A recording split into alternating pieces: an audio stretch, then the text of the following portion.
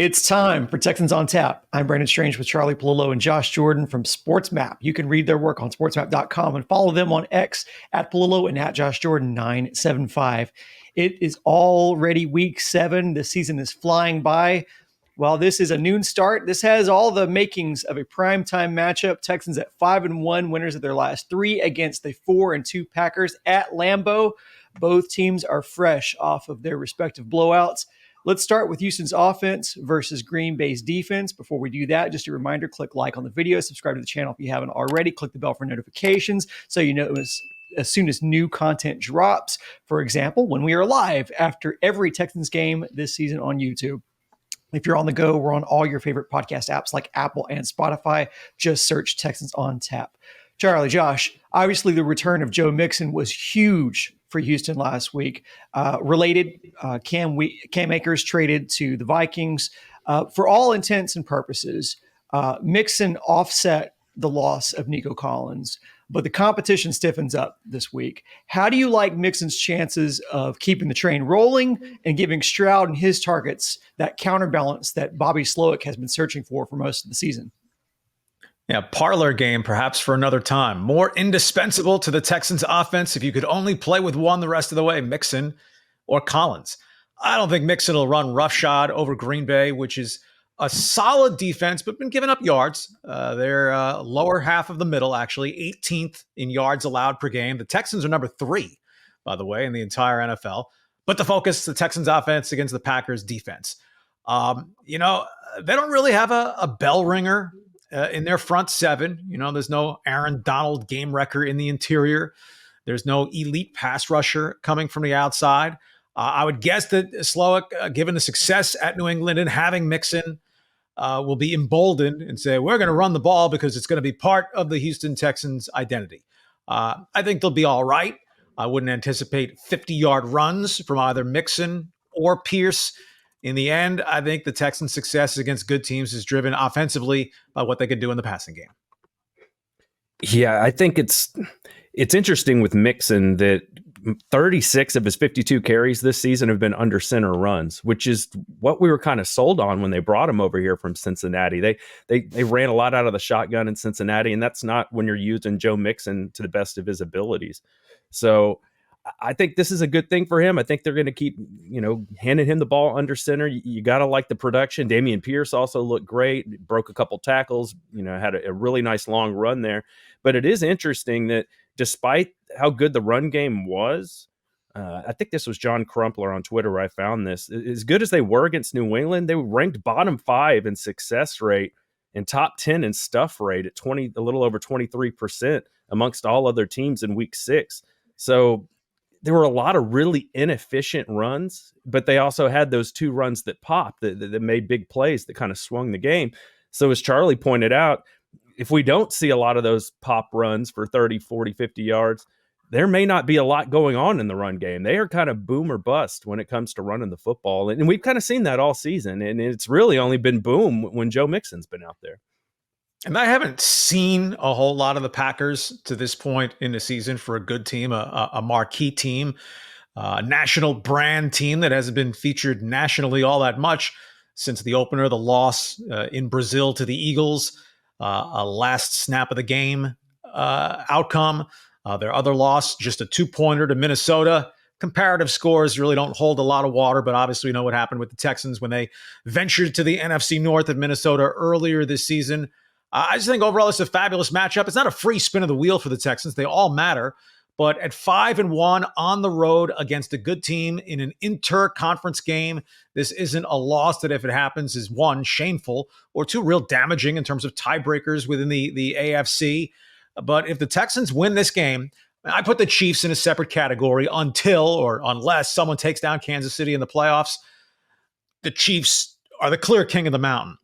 But who else in the AFC is more impressive to this point in the season if the Texans go win at Lambeau to get to 6-1? And going back to your point about Minnesota, Green Bay also lost their game against the Vikings as well. So Vikings just doing that against teams this year. For Green Bay's offense, Jordan Love needs no introduction. When he's been healthy this season, he has been a problem. The Packers have averaged 27 points a game so far this season. So D'Amico's squad has his work cut out for them. What do you guys see as the keys to slowing down Green Bay's offense? Yeah, Love has been kind of boom and bust statistically. Right, he has a pair of 4 touchdown pass games. He's also thrown at least 1 interception in every game that he's played this season. Right, he missed 2, getting hurt basically on the last play against the Eagles. They won a couple of games with Malik Willis at quarterback. In the loss to the Vikings, Love threw 3 picks. And that's a key subplot. Maybe I'm cheating ahead toward X factors in this game. The Texans have not generated many takeaways this season. 7 in 6 games isn't awful, but the Texans are a net 0. Right? They've given it up 7 times. They've taken it away 7 times. Jordan Love has turned it over some so far this season. Can the Texans get a shorter field maybe for their offense to drive against the Packers and the ever vigorous Lambeau crowd? The Packers, meanwhile, have been a takeaway machine. All last season, the Packers created 18 turnovers. In 6 games this season, they already have 17 takeaways.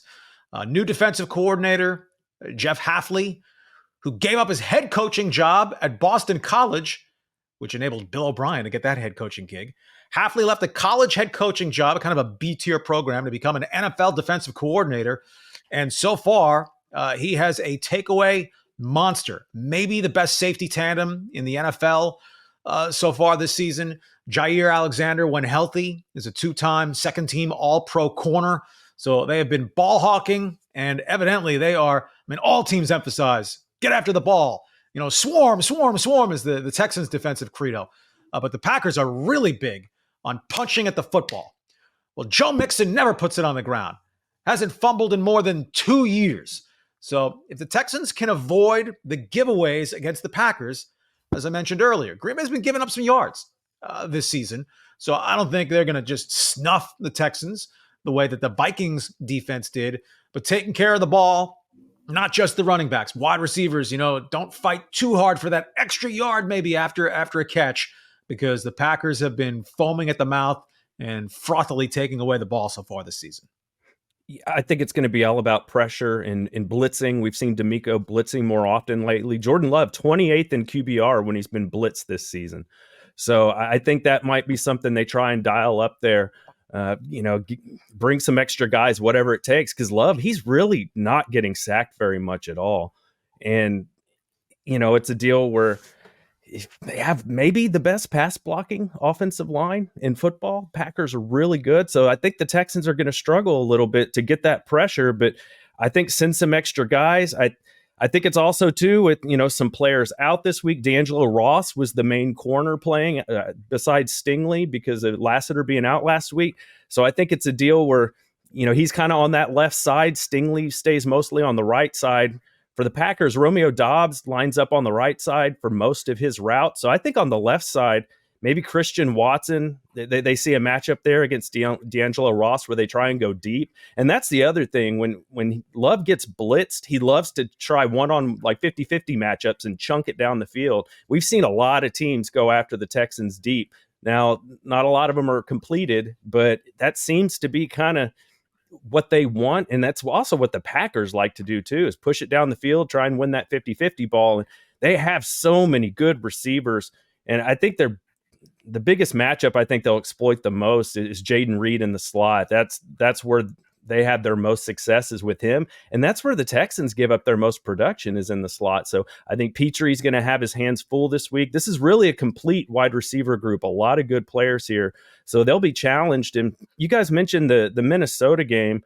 I thought it was interesting that, when you look at the final score of that Minnesota game, it was really close, but because it was 31-29. So you're like, oh, the Packers can hang with the Vikings. Maybe the Texans are going to get their butts kicked. But if you look a little closer, that game was 28-7 Vikings going into the fourth quarter. Right. So it wasn't really as close as that score indicated. So hopefully this will be a better matchup for the Texans. I think they're a better, more experienced team at this point in the season.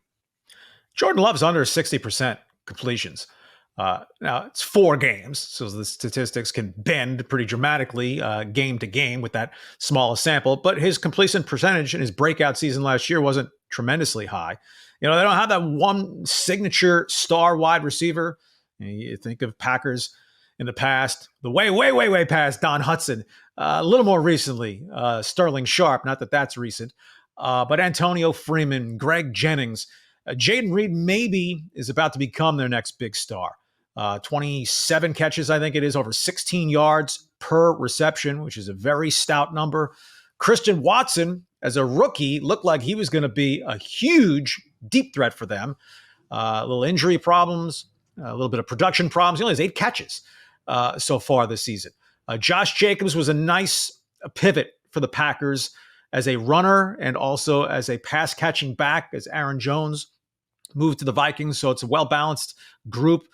Josh referred to the offensive line, which is just solid. The Packers always seem to cultivate offensive linemen. They do start a 7th-round draft choice at left tackle. Not a rookie, but merely off talent pedigree. Whether it's Danielle Hunter or Will Anderson lined up opposite him, you'd like to think that just sheer talent alone before you get to technique and develop skill. Maybe that's one spot where the Texans can put some heat on Love. And he has, as noted, thrown a few interceptions already this season.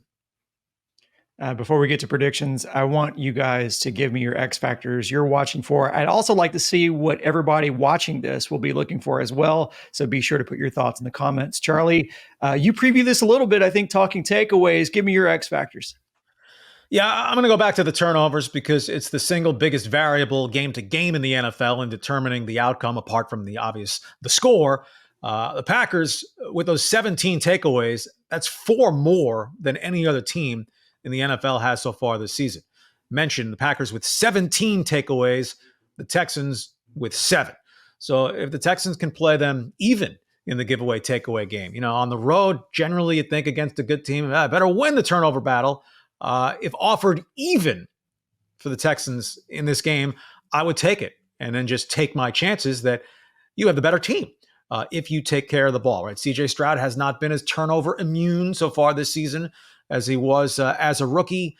If they have a clean game on Sunday, this is their only 3rd ever trip to Lambeau. The first 2 games were in December. Won 1, lost 1. Weather a non-issue. Forget frozen tundra. It might be sun-scorched tundra. 75 degrees in Green Bay on October 20th this Sunday. My X factor for me is going to be Tank Dell this week because Green Bay, they rank 30th in blitz rate, just under 20% this year. And when Stroud's not getting blitzed, he typically locks into Nico Collins down the field. We know Nico's not going to play in this game. That's why I bring up Tank. Tank had the highest route win rate last week and the highest average separation score on the Texans against the Patriots in that game. So Tank has kind of inherited that large portion of downfield work that Nico Collins was doing in the offense. So I think this is where Tank really steps up, and Charlie's been calling for it all year, throw the ball downfield to Tank. Well, that was kind of the plan last week, as he was getting those deep targets that Nico's been getting. So I could see that happen this week. And I don't know if they blitz CJ a lot in this one. He's the best quarterback against the blitz this season, according to PFF, with almost an 89 grade. So maybe they don't blitz CJ. They make him work through his progressions, and he finds Tank over and over down the field. Yeah, Josh, I'm in line with you. The problem is that teams haven't had to necessarily bring a blitz to put pressure on CJ this season, but I'm looking at CJ's protection. That's my X factor. And how much does he have time to work? Obviously, how effective the run game will play into that as well to keep Green Bay's pass rush honest. Packers are 2.5-point favorites going into this game. The total is 47 to 47.5, depending on the book. Gents, final score predictions. Charlie, we start with you. Yeah, the Packers don't have anyone with even 3 sacks so far defensively. So there's something to be said for balance. But as a sacking defense, they're middle of the pack. It's been all about the takeaways.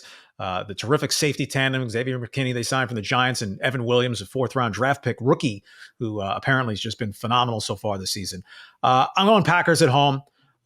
Teams have been able to win at Lambeau a bit over the years, right? Green Bay was 9-8 last season before humiliating the Cowboys in the playoffs and then giving San Francisco a real good run. Right? Led that game with 2 minutes to go at San Francisco last year. Jordan Love looks like a blossoming star. He's already being paid like a superstar. 4 years, $220 million extension kicking in next year for him. I will go with the Pack at home. In fact, I'm going to stick with the 24-20. I think it's 3 weeks in a row I've gone with that score. Packers 24, Texans 20. Yeah, I think it's going to be. I think I'm going to take the Texans in this one. I think a higher score in this one, maybe like 31-27, something like that. Okay. I'm with you on the high score since the only time I've bet against Houston, they won. I'm inclined to do it again just for the reverse jinx sake. But I say screw it. I'll go 28-26. I also believe this is going to be a high scoring game. And I think it'll be a close one from Houston's cardiac kids. Let's freaking go. And everybody watching, be sure to put your predictions in the comments as well. Don't come talking noise to us after the fact, about our predictions if you're not going to put yourself out there too. So I'm kidding, but we want you to engage. So make sure you're putting your score predictions down there as well. That's going to be it for this episode of Texans on Tap. We hope to see you back here on YouTube Sunday late afternoon following Texans Packers. Come on in and react with us. Hopefully we're breaking down another Houston win. And until then, go Texans.